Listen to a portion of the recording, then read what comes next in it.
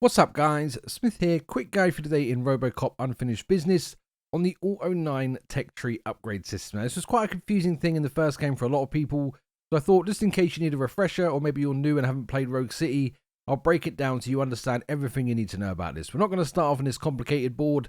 I just wanted to show you some of the more endgame stuff, which is really fun. It's a really cool system. There's lots of customization options available here. So we're going to go through and start with 3.1. This is going to be able to teach you everything you need to know.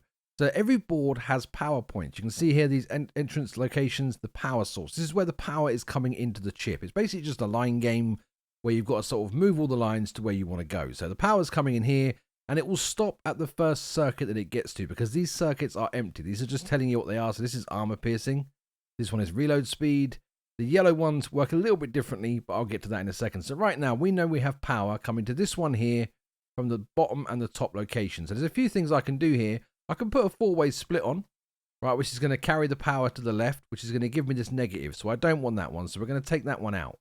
So ideally what you would want here is an up, a down, and a right. So something like this one here. So I'll pop that in here. So it's now taken the power down from this location and this location down to the middle. I'm now getting the bonus. The bonus you get is dependent on the chip that you put in. So you can see here, this is an armor piercing bonus. Now, depending on how much I put in, so if I put this one in, I'm going to get a 25% bonus. So when you're starting off, you're mostly going to have sort of 13, 14% ones. It's not a biggie. You'll get more as you go through the game, and you can upgrade with merging, which I'll get to again in a minute. So we've got this one here right now. I want this one as well because the reload speed is helpful, but I don't want to put this negative on. So if I put anything on there, so if I put like a left and right, for example, it's not going to do anything because it hasn't got a down. So the power from this line here isn't reaching the circuit. It's just dying. So this is grayed out.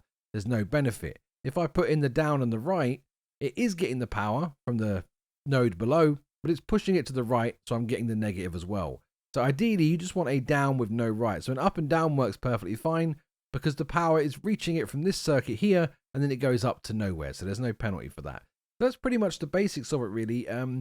It's a bit different to the other game in that you are kind of going to be forced to take certain negatives. So if I show you here with this yellow one, these are special abilities that work slightly differently. These are just active chips. You don't have to put your own chip into it like you do the rest. So as you see, as soon as I transfer power here, it's going to come straight down there and straight to the red one.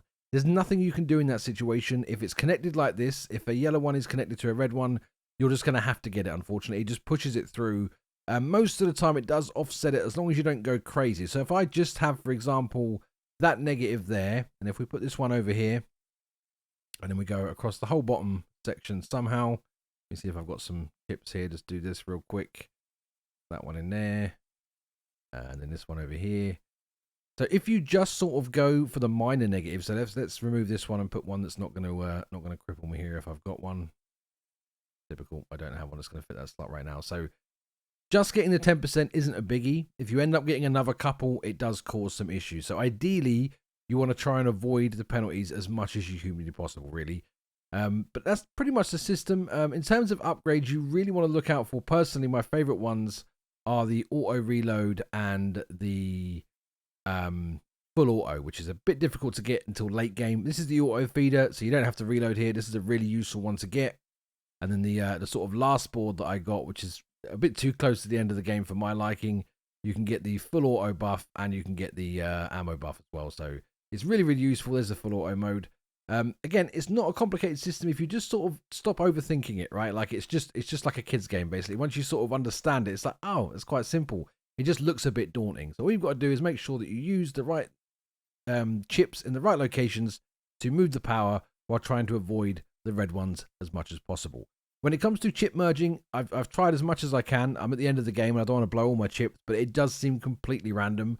I would put in 4 chips or 3 chips that all have exactly the same, and it would come out as something completely random. So don't burn through them all too much, because you will find out that, so right now, for example, I only need a handful, 10 chips to fill this up.